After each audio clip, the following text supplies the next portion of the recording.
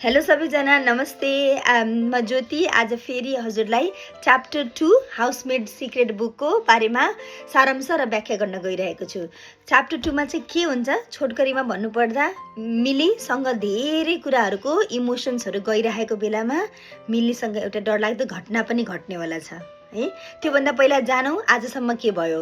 So last च्याप्टरमा chapter 1 मा मिलीलाई चाहिँ काम गर्ने क्रममा उसको घरेलु कामदारको काम गर्ने क्रममा उसलाई चाहिँ घरबाट काम गर्ने मालिकले लास्ट मिनेटमा केही पनि वार्निङ नदिकन कामबाट निकालिदिन्छ हैन।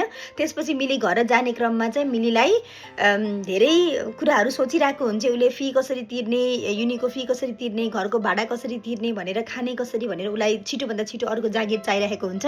त्यति नै बेला उसलाई अर्को विपत्ति आइपर्छ जहाँ कि एउटा मान्छेले उसलाई फलो गरिरहेको हुन्छ, उसको पछि पछि लागेर उसको घरसम्मै आइपुग्छ र भन्छ कि म तिमीभन्दा ठ्याक्कै माथि बस्छु। मिलीलाई यो सुनेर डर लागेर आउँछ है। मलाई पनि एकदमै डर लागेर आएको थियो, किनकि त्यो मान्छेलाई मिलीको घरको बारेमा कसरी थाहा भयो, कुन फ्ल्याटमा बस्यो भनेर।